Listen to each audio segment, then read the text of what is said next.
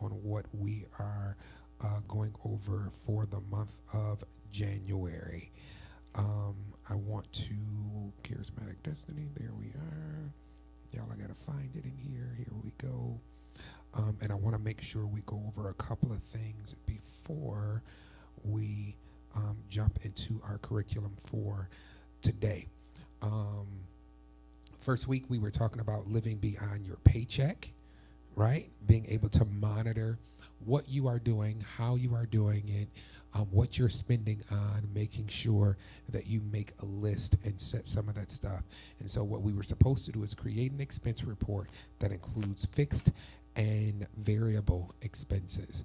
A fixed expense would be like your mortgage. A variable expense would be like gas. It moves, right? But something that's fixed is like your mortgage. You know, every single month you're going to be paying $500, $600, $700, $800, however much that is, or your rent. And so you make a list of all of those things to see how much you're actually spending each month. And I think it was handed out so that we have that, so that we can see exactly where money is coming in and where money is going out. Why is it necessary to do that? Well, our theme scripture so far for the year has been Proverbs 29 and 18, where there's no vision, the people perish, right? And I think it's in Habakkuk, where he said, write the vision, make it plain, so that those who read it can run with it. And then he said, wait on it. It's going to tarry, but it'll come to pass. And part of the reason why it's important for us to write these things down is not just for us to remember, but so that we can have a track, so that we can see exactly what it is we're supposed to be doing, how we're supposed to be doing it, and go back to it. A lot of things and a lot of people we see preaching right now, you go on social media right now, TikTok, and there'll be somebody, I could bet my life on it, there's somebody preaching about giving and about money, about sow that seed and all of this stuff. And I believe in seed sowing. I'll sow in faith and I'll bless people and all that kind of stuff. But it's not many people who are teaching us how to practically be able to keep sowing. The Bible says he will make us the lender and not the borrower, right? That's what he's going to do. He said you will be the lender and not the borrower. Not you are the lender and not the borrower. And so there's a transformation that has to take place, meaning our thinking has to change, how we operate, how we give, how we save, all of those kinds of things. And so we started off the first week with understanding what your paycheck looks like. If your paycheck is hourly, that means that you know exactly how many hours you need to work in order to make a certain amount. And if you don't do that, that means that your income is going to be lacking. If you are salaried, somebody told me that they didn't give because they were on a fixed income. And my response to them was, well, if it's fixed, you know exactly how much you can give because you already know how much you're getting in. You know what your bills are. Stop playing with me. And I spoke to him like that because he was a leader and he just didn't, he wanted everybody to give to him, but he didn't want to give nothing. So, yeah. So that was huge. And then last week we talked about budgeting, budget, looking at things that you are spending your money on and stuff that you don't necessarily have to. One of my major things for my kids at least is I am not going to be the supplier of your addictions. I'm not doing it. I'm not going to do it. No. I'll make sure we eat. I'll make sure the lights are on. But if your addiction is Diet Coke, that's your thing. You got water. You can drink some water. Oh, basha. You can drink some water. If your addiction is cigarettes or weed or crack or meth or alcohol or McDonald's, it is not my job to supply you for your addiction. I'm not doing it. I'm not doing it. And so, but part of that is because it doesn't fit into my budget. Somebody told me once, I'm never broke. I'm just not liquid. I was like, I like that. I like that. I'm not liquid. Because I'm never going to tell anybody, well, I ain't got no money. Well, I tell my kids all the time, I ain't got no money. You got $20, I ain't got no money.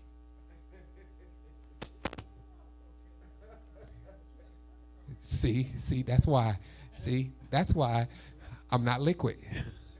I'm not liquid. I got credit cards, but they're not liquid. I can't access them right now. That's just the way it is. I think I have about 21, 22 credit cards at this point, and I'm not liquid. I just have them. I just have saints.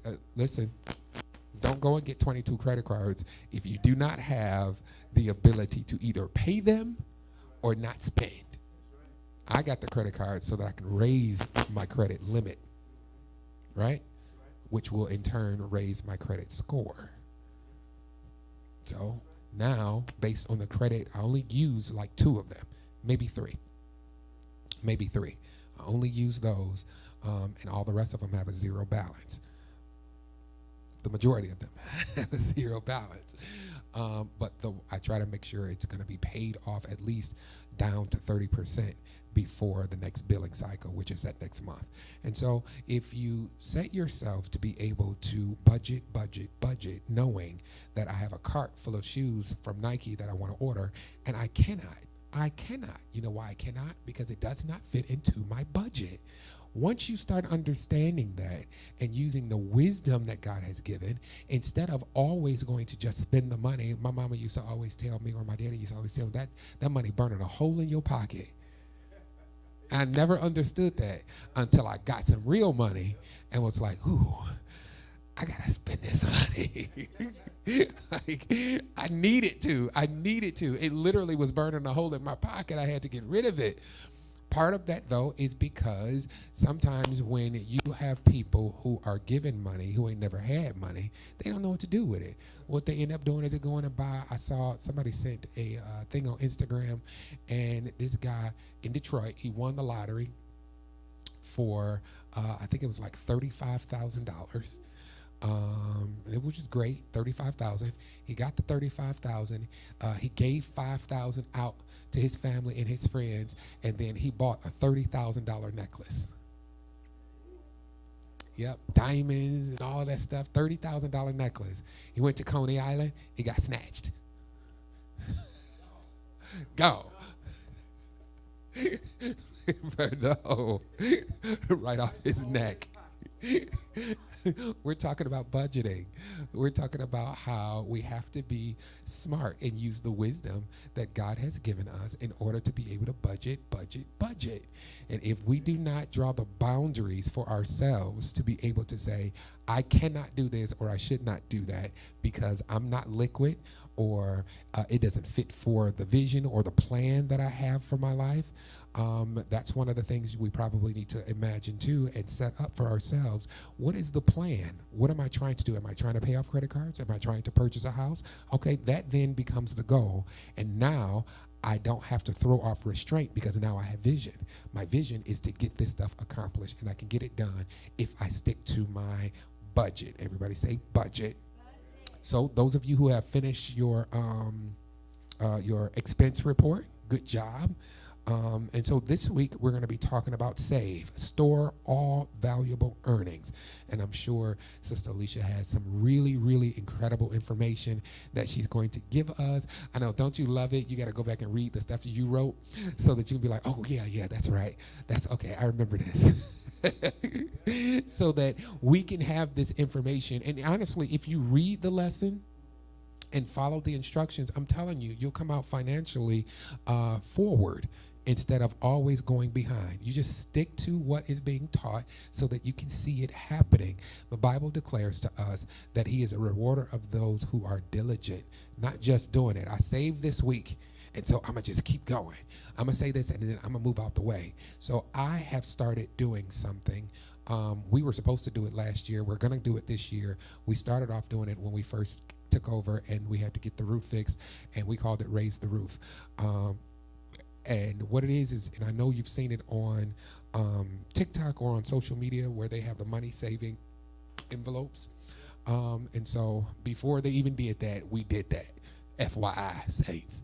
And all you do is to take 100 envelopes and you put from $1 to $100 on the envelope.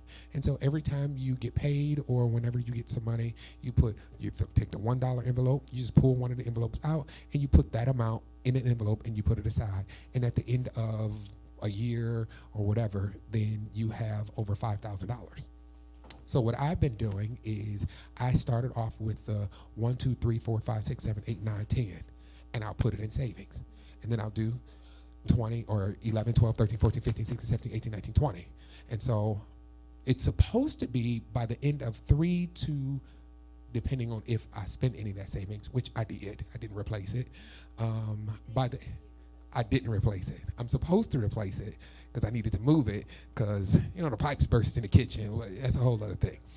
But if I was to replace it, then within 3 months, I would have already saved because I get paid every other week, but I get paid twice every other week. Right. So each one of those, I can take 1, 2, 3, 4, 5, 6, 7, 8, 9, 10. And so within 6 months, I could save $10,000. Yeah. If I budget. I'm not good at the whole budgeting. I'm still working on it. I'm good at spending. I look for coupons. I follow the stuff on TikTok. I clip. I get the sales stuff. I'm still working on the budgeting. I am. Y'all pray my strength. He's still doing the work in me. Let's give it up for our teacher.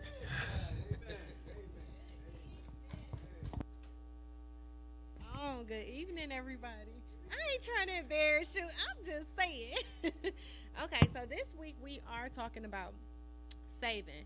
So the first week was, breaking the cycle of living paycheck to paycheck. The second week was budgeting, and in that we created budgets, right? And also, what else did we create? Because I want to see if y'all really reading a lesson or y'all just coming to Bible study.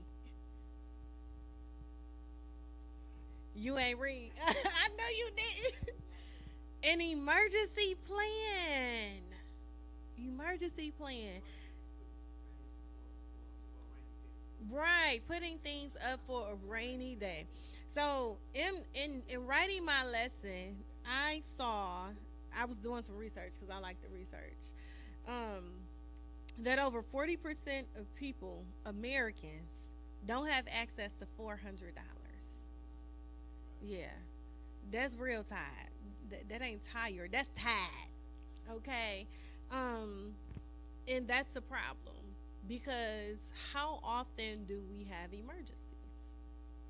Quite often. Your tire blow out. If we live in check to check and our tire blew out, more than likely when that tire blow out, it probably ain't blow out on check day, right? It probably it never happens that way. It probably blew out when your account say 12 cent or negative $5 or some change. That's typically when it happens. So save, store our valuable earnings. The first thing we want to do is create an emergency fund. And so a lot of people are like, well, I don't got the money to do that, and I don't want to do that, or not that they don't want to do it. So I take that back. A lot of people say they don't have the funds to do it, and I want to challenge that mind thoughts or that frame of thinking, because if we have the funds to go get McDonald's, or if we have the funds to get our favorite, I don't know, snack, or something that brings pleasure to us, we definitely have the funds to create an emergency fund. So, um, I say start small. You don't have to be like, oh, I need an emergency fund. Let me put $400 away. Most of us don't have it like that to put just $400 away to be your emergency fund. So what you do, my challenge is to everybody in this room, including myself as well as my husband, every time you get paid, depending on how much you get paid, put something up. I used to tell my sister, put $5 up out of each check. I promise you, you'll look up and you be like, dang, where $500 come from? Right, because it builds up. So the first thing we want to establish is an emergency fund. We no longer live in paycheck to paycheck, right? We've established a budget. In that budget, from last week, what did we learn to do? Create a what? Okay, but in that budget, what are you creating? Yeah, I'm one of them people who question because I want to know y'all listening. A tolerance, right?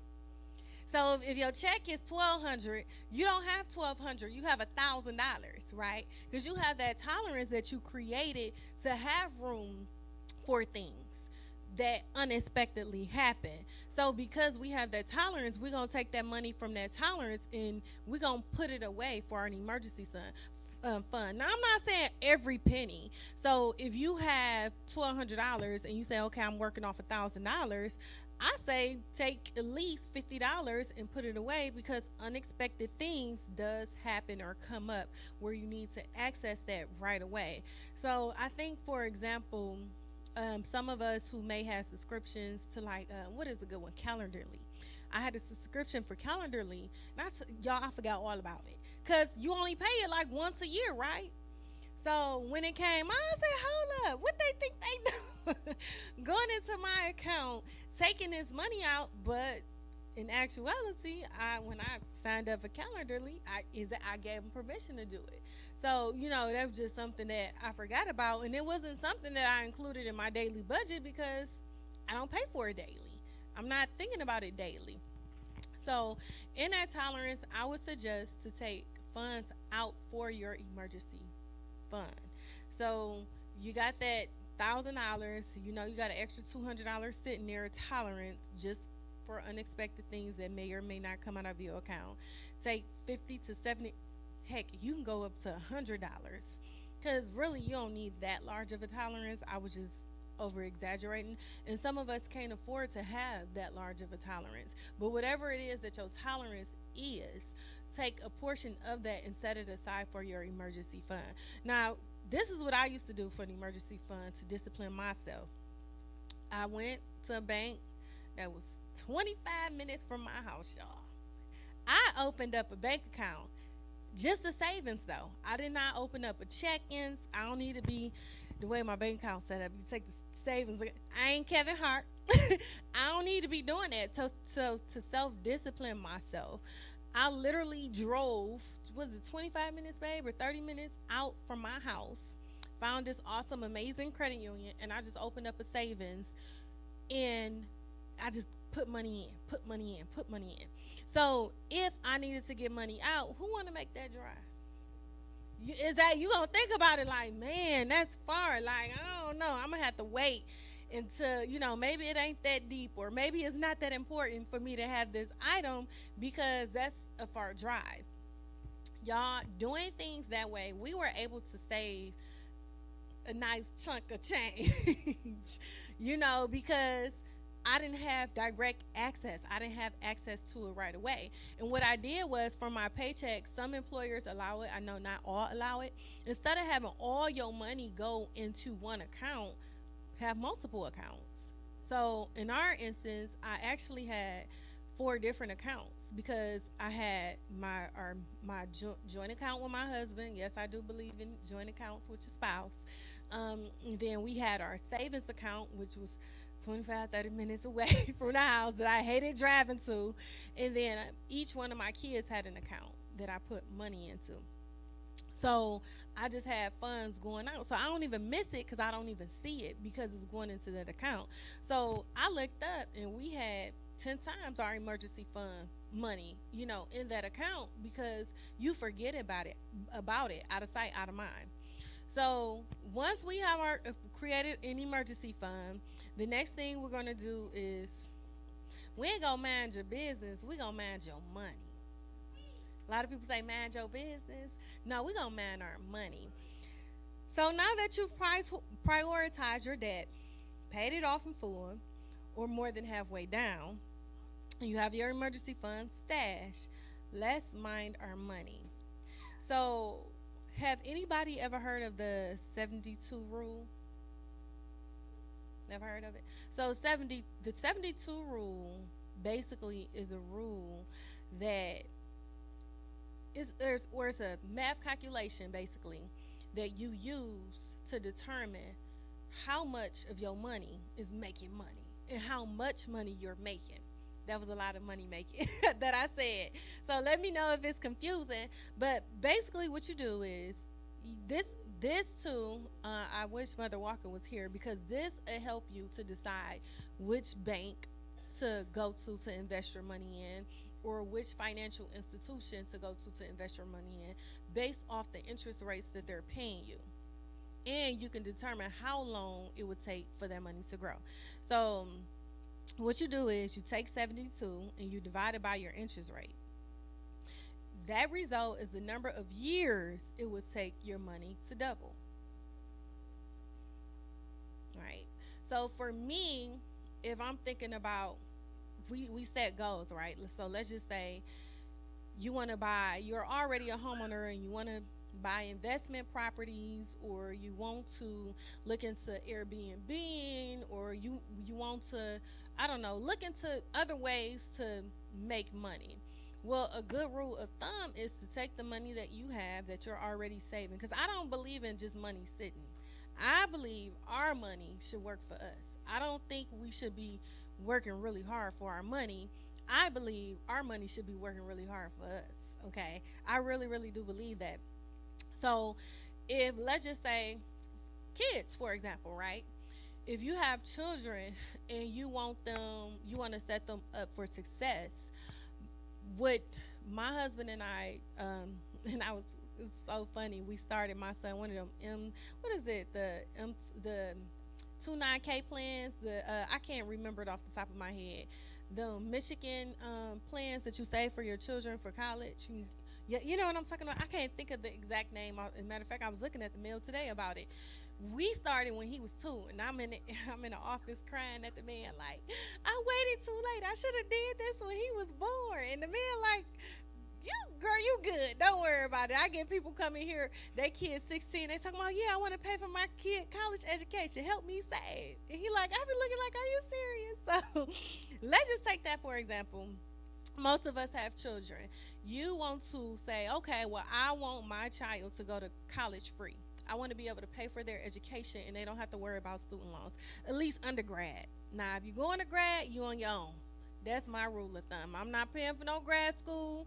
By the time you graduate from college, if that's your path, because college ain't for everybody, and I don't believe in pushing that off on my children because they can be great entrepreneurs fresh out the gate.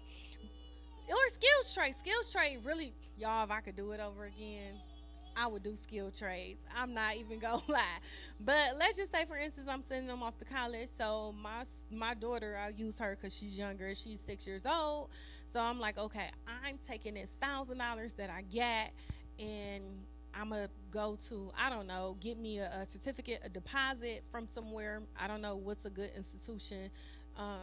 To invest in, and they're telling me, and I don't have a calculator or my phone, so maybe somebody could do this for me. um, I want to invest in a certificate of deposit, and the interest is paying me. I want to be realistic with this because I ain't gonna get no 12%, y'all. We ain't seeing that. Let's just say is a 3.5% interest yearly. So if we take that $1,000 and we divide seven, no, not the $1,000, we take that 3.5% and we're dividing it by 72. The result is the number of years it would take to double that $1,000. So what do you get, TA?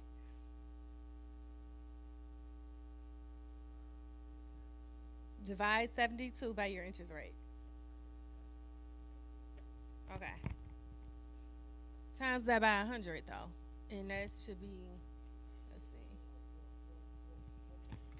so about 5 years is going, that $1,000 gonna be 2,000 in 5 years. And y'all like, Alicia, that ain't a lot of money, and it's really not.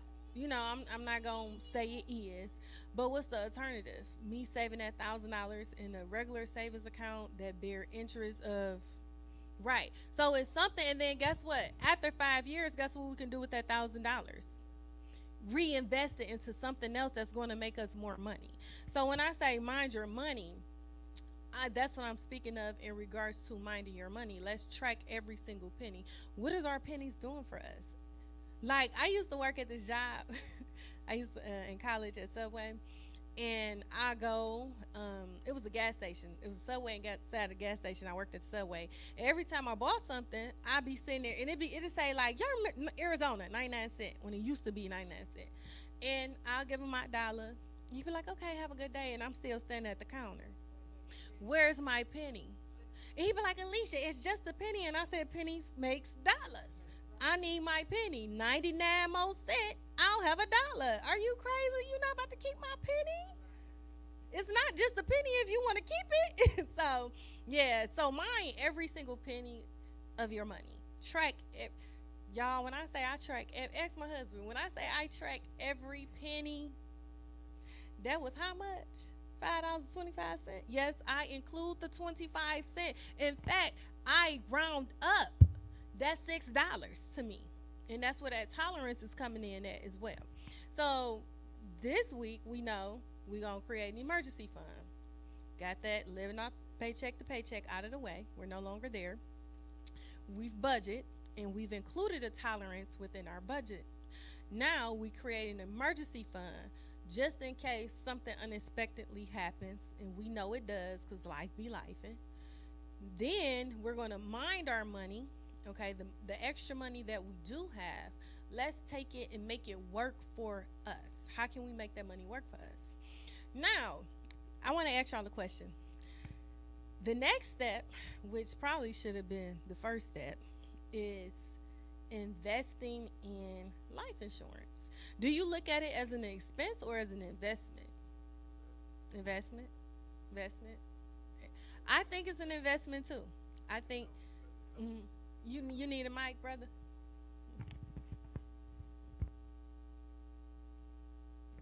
I look at it as investment because it helps. You know, when something happens, your spouse will be taken care of, all the bills will be taken care of. So that's a good thing to have life insurance because, like I say, it's good to have because if something happens, at least your spouse is taken care of. So I look at that as investment. Hey man, I would agree. But did you know you can use it before you die? Yeah, right. Yes. So But I try to just pay on it and not try to, if I don't have to. If I don't have to, I'm not gonna do it. But if I have to, I will. And my thing is, I just want to be taken care of if something happened, or my wife be taken care of if something happened to me. That's how I look at it. no, and I'm not saying that's a bad way to look at it, but I want to expand your horizon, your thinking on it, right? Because a lot of us do get life insurance and be like, oh, this is to, help protect my family in the event of something. Because we all gotta make cross that path one day. We think about our family, our kids, the bills, the mortgage, the cars, pay that off. Go into your grieving or uh, just live comfortably. Money is the thing that we don't want our spouses to worry about, that we don't want our children to worry about. But may I suggest that we can also have life insurance and have it as an investment for ourselves for us to enjoy with our family. So there are so many different policies, right? We all know that there's the term policy, which a lot of people do have at the 20 years. You can convert it into a whole life policy or you can extend the term out. And then we have whole life policy where you actually build money inside of the life insurance, right? So you, with every payment you're making, you're also building money into it. So let's just say, for example, you don't have an emergency stash, right? But you've been paying on your life insurance and something happened and you have a whole life policy.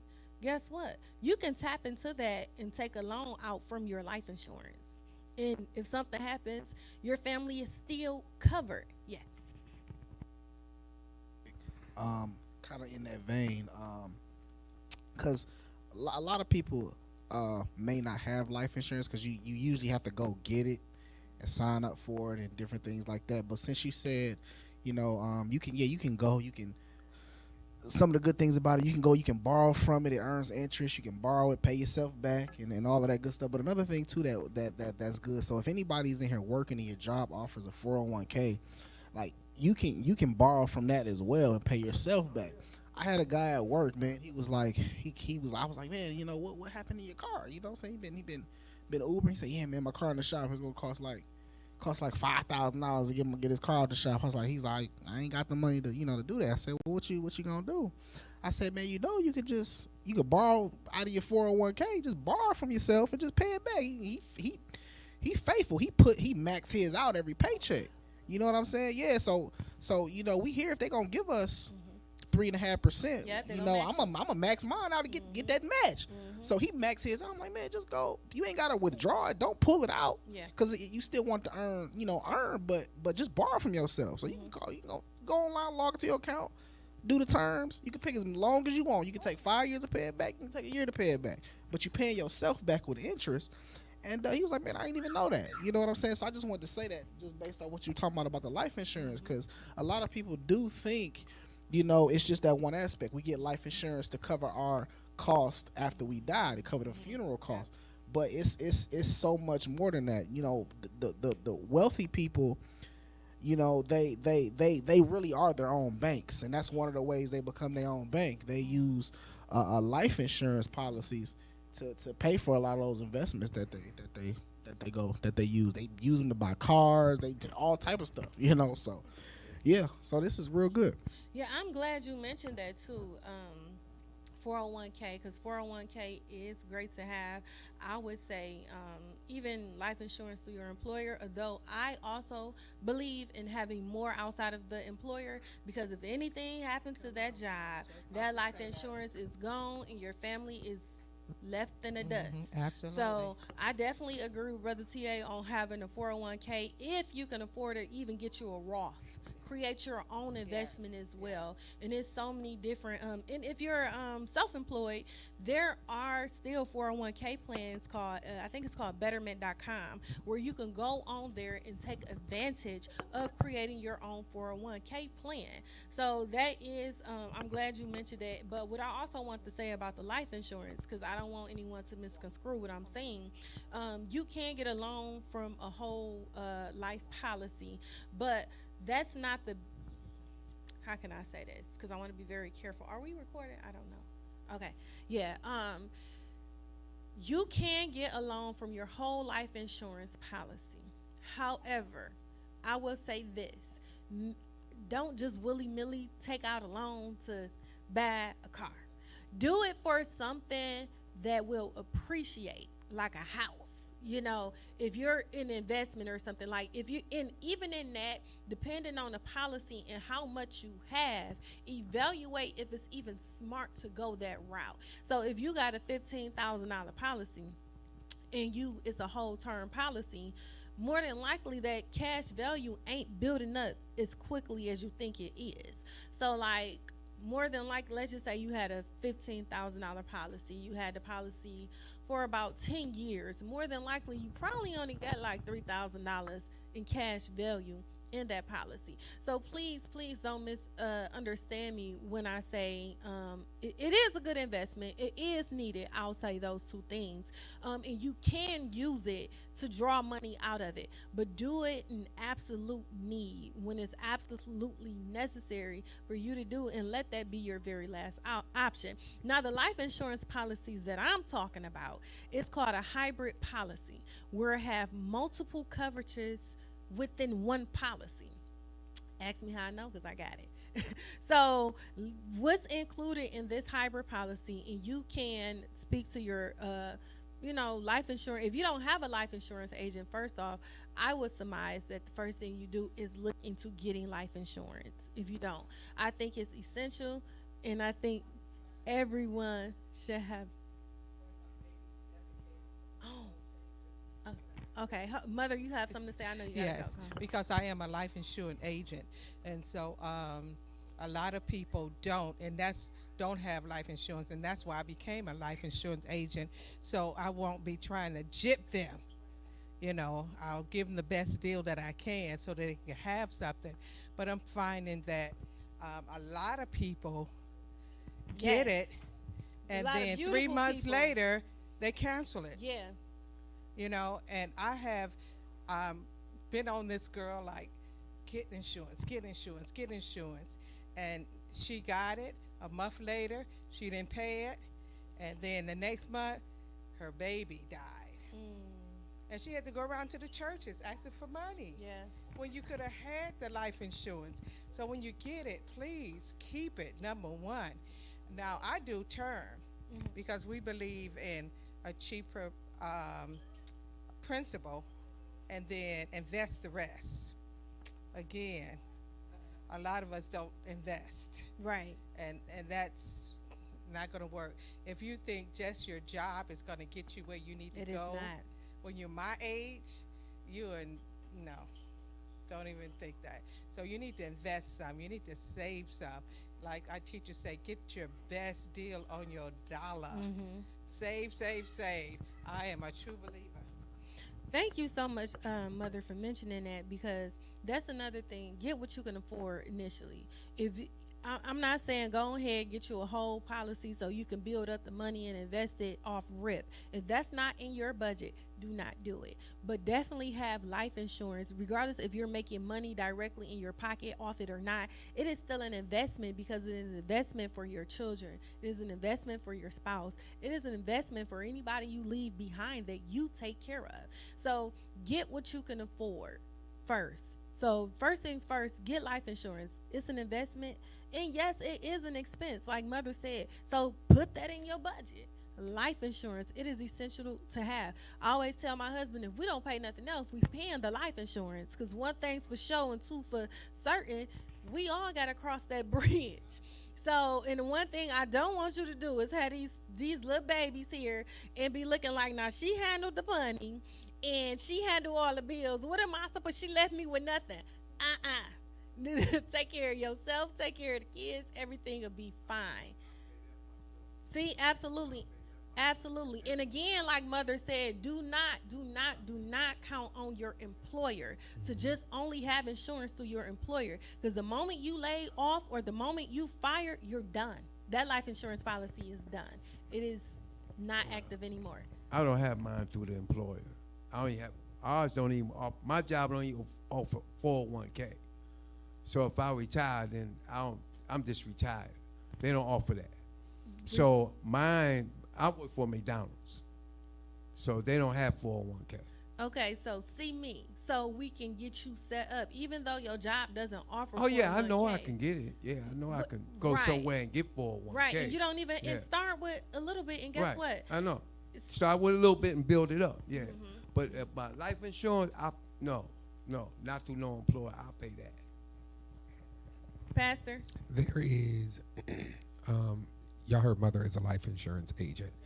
And so, my previous job, I was working with people who have been infected or affected with HIV. And I tried to get a bunch of them and their partners, life insurance. And because of the medication they were taking, they were denied, even if they were not positive, because the medications that they were taking prevented them from getting infected. So it was an HIV medication, and so I had a fit, and so I emailed a couple of insurance agents, and I emailed the state. I went on a rampage. Last year, I didn't even realize it, but last year the laws changed, and so now when you apply for life insurance, it asks if there's an infection with HIV or lupus or diabetes or stuff. They ask specific questions about that so that you'll still be able to get it. Here's the thing: even if you can't get life insurance, you can get end of life insurance, something that just kind of started popping up and becoming more popular, where it will take care of the funeral services. And it's fairly cheap. You wouldn't be able to borrow It's very against it, cheap. but it's supposed to take care of the funeral itself. Now, how your funeral goes and how much it costs is up to your family.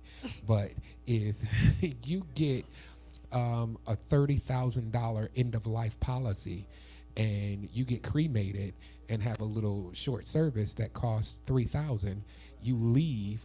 Listen, He let the said state 300. bury me. You Y'all get to ain't no leave good. that money for the rest of your family. The Bible says that a wise man leaves an inheritance to Yes. his children's Yes, children. children's And I children. know sometimes we consider the amount and think that, oh, it's going to cost too much. It does not cost too much. It does not. At the end, it's going to cost you way more than it will if you're paying $25 a month, because that's the bottom average. In addition to that, I have a lot of children and godchildren and spiritual children. Do you know you can get, based on the relationship, you can get end of life insurance for them? Because y'all know I got Eric covered, baby. I got him covered. Listen, you better Covered. have your kids covered. Mine I get covered. tired. They should be covered. But I'm glad you did mention that, because there are some people, health issues does can be a hurdle to get over to getting insurance. But there are ways around it, such as end of life, or also known as burial insurance, where you get insurance specifically to be buried or to handle your final expenses. And you can actually contact the funeral home that you want to get buried by and start paying it now. Hmm. You don't have to wait until you die to start getting stuff done. You can actually, Bishop Episcopo did it, Pastor Upshaw did it.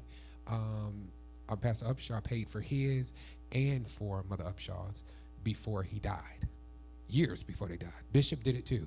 Contacted the people, let them know this is what I want, this is how I want it, this is the casket, paid for it 10, 15 years before they died. Hello, you can't get it wrong if you pick it. So I thought about doing that, but I'm gonna be cremated, so God bless y'all. I'm not spending all that money to put me in the ground. I didn't live in a Listen, box. that, You ain't gonna listen, bury me in no box. Sprinkle I me, know that's sprinkle me, right. sprinkle me. I know. He said, "Sprinkle me, baby." Okay. It's like cremate me. Listen, I agree. Why waste all that money when it can go to my kids or grandkids or, God willing, great grandkids?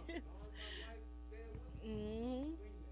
Yes, yes, indeed. So I'm glad that he did bring that up in regards to, if number one, well, mother was saying affordability. Because maybe you are in a place where your health isn't the best, or maybe you are in a place, because whole life policies are more expensive than term policies. So it is essential to get with a knowledgeable agent. Mother is a licensed insurance agent who don't want to just line their pockets, who actually care about you, who actually care about your family, who will sit down, who will assess your needs, who will assess the current income that you're bringing in to determine what coverage is best for you. So, like, for example, when we got ours years ago, we looked at, well, what is our income? If one of us passes away, what do what is needed to sustain our household? What is needed to sustain you for a few years? If one of us make that transition without my income, because most people are a two-income household. So you have to look at all those factors. Like, okay, what needs to be paid off? How much do we need to put away for the children, or what needs to be done in the event that one of us make this transition, for those of us who are living off a two-income household. And if maybe you're one person working, like you were saying, Brother Smith, okay, what do I need to make sure that my wife will be fine when I make my transition, that she's not struggling, or that she doesn't have any issues when I'm away? um Also, another thing you want to look at is, okay, now you've established how much coverage you need, how much money is taking care of the house. Okay, what realistically can I afford? Maybe you can afford a whole life policy where money is being invested into the policy for you to have to pay you out later on in life. That's fine. That's okay. Still look into getting that life insurance policy and budget that within your expense. Like, again, as I stated earlier, if nothing else get paid, that life insurance policy is going to get paid, because I need to have the reassurance that regardless if I'm here or not, my children and my husband and my spouse are going to be taken care of, and vice versa is how my husband feel as well. So that's definitely something you want to look into having, and something that you want to look into getting if you don't have it. And if you are in a space where maybe you can afford a little bit more than a term policy, go into getting a whole policy so that you can build money in your investments. And maybe you're in a space where you go a little higher than that. Maybe you can get you a hybrid policy. So one of the policies that I personally love is a hybrid policy, and a hybrid policy is a whole life policy combined with the term policy, combined with investments, right? So you want to get you a licensed, of course, insurance agent who know about that, who can get those policies if you are in a place to pay for something like that. And what it typically include is a permanent death benefit. It also includes, typically, depending on the company you go to and who's offering it to you, a long care rider and terminal illness rider. So again, it's not just about when you die. If you get sick, we all know with being sick comes what? Medical bills. And oftentimes, insurance does not cover all of it. Sometimes insurance covers none of it. So we definitely want to be set up in life to, when life happens, if life happens to us in that way, the very last thing we have to worry about is money. You already will be dealing with enough in a sense of sickness or illness in that point. And then you have your term death benefit that's also included in that policy. And then you have additional coverage or pay up benefits, and then it also buys you extra permanent death benefits. So like there literally is a policy, and unfortunately my guy does not sell in the state of Michigan that I had anymore. But when, so the policy can actually pay you out. I'm talking like when you hit maybe 62, 65 years old, get to paying you every month up until you leave here. And guess what? That does not affect the actual life insurance policy that you have that'll pay out your family once you transition. So that's why I said, it's okay to think of self. As we talked about last week, self care is important. And a part of that self care is setting yourself up for success financially, even after retirement or even after you reach a certain age. You want to be able to enjoy life. I know I do. I want to be able to travel, plan, take vacations, and do stuff, and not just work, work, work, work, work to make sure, oh, my kids are taken care of, and when I die, they good. I'm living now. I want to enjoy some of this stuff too. And I don't think that's selfish, and I don't think it's wrong. So, we're going to get to some of the questions. You don't have to answer it out loud if you don't want to. But one of the questions that I wanted you guys to ask yourself, or you guys to think about, or you guys to, start implementing is create an emergency fund. If you have not created an emergency fund, I challenge us, everybody in this room and everyone who's watching, to save out of each check. Um, I'm trying to think of a number. A number that, let's just start with $10, right? We take $10, we go to McDonald's, we take $10, we buy Starbucks coffee, we take $10, and you said who? A 6-pack, yeah. I guess somebody take $6, get them a 6-pack. I mean $10, not $6. $10. See, he making me lose my mind. So let's just take $10 a week, and yes, I'll be asking. Not even if it's not a week, a pay period. I'm sorry, a pay period, because everybody pay period is different. And let's put it to, if you can, a separate bank account, because I know we got our envelopes, right? But then we hear our wonderful, awesome, amazing apostle Pastor Ray earlier say how he had his little saving envelopes and how he had dipped into it and never put it back. So what we're trying to do is discipline ourselves to not touch that money. So let's get us a separate account. Even if you don't, you like Alicia, look, I ain't about to go into no banking institution and do all of that. It's so many online accounts now, banks. I know Chime is one. I don't suggest Chime though, but it's so many banks now that allow you to actually open up an account online without having to actually go in. Yeah, just about all of them. Where and there are digital banks now where you don't have to, they don't have brick and mortar, so you can open up an account online. So I'm gonna do it with y'all, right? Because we starting from the bottom, going back up to the top again. Sometimes you go to the top, you come down, and you go back to the top. So let's create us an emergency fund where out of every pay period, we take $10 and we put it into a separate account.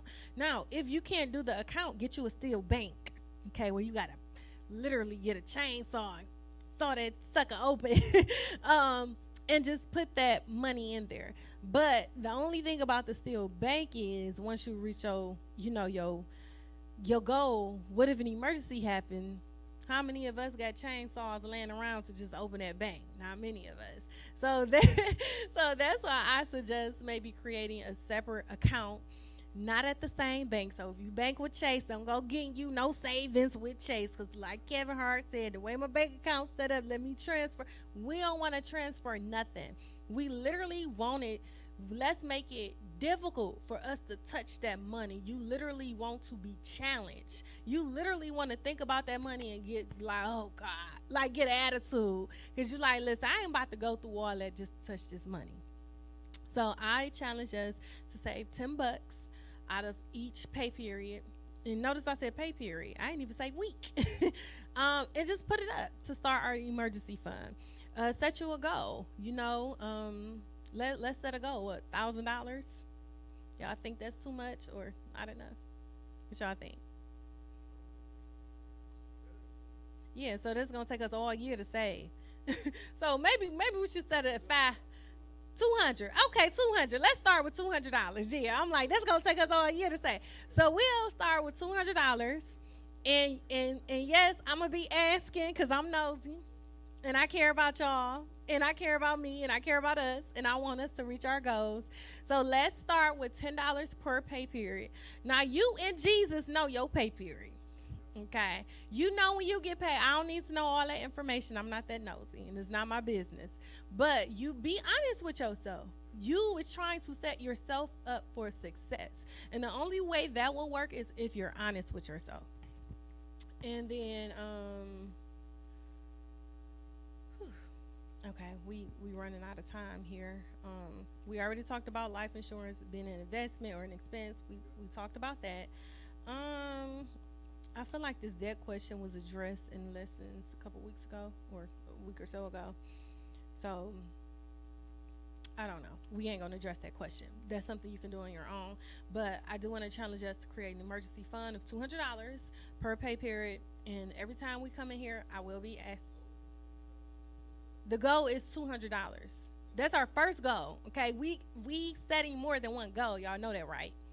So when you hit the $200, you just don't stop. You continue to go. But the goal as a collective, as a group, so because we're gonna uplift each other. The goal collective as a group is to have an emergency fund. And maybe you already got one. It's okay. Maybe you have that emergency fund of $200 already. Let's set another one. The goal as a group is for us to collectively set an emergency fund for $200.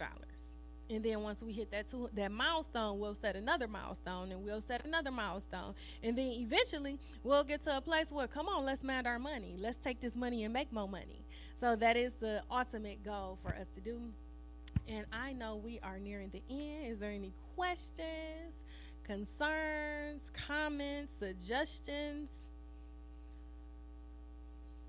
You got a Because suggestion? you only did the 4 lessons, right? It's 5. It's 5. So after the 5, you ain't. How we gonna be held accountable after the 5? Because I'm an ass. Oh, okay, all right. I'm just making sure. Do you hear me now? I'll just make sure. No. I'm just making sure. Listen, just because the lesson end does not mean the strategy has to That's end. what I'm saying. Right? Our goal is to be not just doing this 5 weeks that this lesson is going. So the goal is to continue, and those who are watching, get you an accountability partner, a sparring partner, somebody who's going to keep you accountable, and somebody you can keep accountable, because we are trying to set ourselves up for success. We're trying to set our babies up for success, right? We're trying to break generational cycles of living paycheck to paycheck. We're breaking generational cycles of not having an emergency fund. We gonna be wealthy, y'all. As I've said last week, I believe every single person in this room have the ability to be a millionaire, and we can do it. Pastor? I do have an idea that I've always wanted to do. Instead of us just doing Like if we had different classes, we could have the men's class, we have the regular Bible study class, we can have the finance class. Yes, that's what I've always wanted to do. The issue is space, where and how. Remember, we used to have the men's class in the salon, so we might be able to go ahead as soon as she finished retiring. She's been retiring from that salon for the last 5 years, so we'll be able to take that and turn that into some classrooms, or over here, if Deacon Dexter can get this and turn it into some offices or something, I'll just take it and knock this wall down. We can have different stuff. But here's my question. You ready? Actually, here's a better suggestion. What if we set it up so that those who want more financial education, they set appointments on Wednesday? As these lessons continue, they can meet with you personally for, blessing. I just love my pastor. I think I she's so love full how of he wisdom. just Isn't she full of wisdom? volunteered. And I it's just love like a lot how of he good just stuff. yeah, Alicia, you want to do this? You got to. I would love that though. No, I seriously have a passion for helping people because I also do taxes, right? Because brother Ooh, said something girl. about taking that money out of your 401k. Don't withdraw it because it's taxable. But if you do it loan, it's not taxable, okay? And then, and I wish was I would've also a did that. mortgage underwriter for 10 years, 10 Should've plus told me that. years. So, you said I should have told you that. I already took it out. I hope you paid taxes on it. Yeah, I had them take the taxes out. Oh, great. Awesome. See, you already had it with the ball game, but some people don't. Here's So- the other thing. Here's my question. What if I am married? Oh, Basha. What's the question? What about you being married? And my partner is not on the same page financially. I know, that's why I'm asking it. Financially setting goals as I am. How do I either get them on the same page, or how do I maneuver and manage around them so that we can still be accomplishable without upsetting my house? First off, Listen, that's a senior leadership question. God bless you. Y'all got it. so I love how he asked that question and then dip out. And I know we out of time. We a minute over. But to answer that question, I would say, first off, have you and your partner sat down and had the money talk? That's number one. If you have and y'all still aren't agreeing, I would suggest seeing a financial advisor so that your partner can see the bigger picture of where your money stands. That's what I would suggest. Lisa's shaking her head like, girl, you have no idea. Yeah, and if even after that you do not still agree, I would suggest, hey, the old people used to say, baby, you better have your own. So I would suggest, listen, setting it up to where, putting perimeters in place where your partner doesn't have access, okay, if they're not disciplined and they can't discipline themselves to touch it, okay, so you could set it up for rainy days, okay, because I've seen that where one couple like, listen, we balling, the other couple like, not for real, and then that rainy day came, and then a couple came off that money, and they was like, where you get that from? I've been saving without you knowing that you don't have no access to it. So yeah, all right, now we gotta go. I'm gonna pray us out, and we're gonna collect for Bible study offering. Father, in the name of Jesus, oh God, thank you for the gathering of your people. Thank you, Lord, for wisdom and knowledge. God, I pray that you help us to be great financial stewards over our money so that we may be able to set ourselves up for success, set the next generation up for success, and teach others. In the mighty name of Jesus, amen. Good night.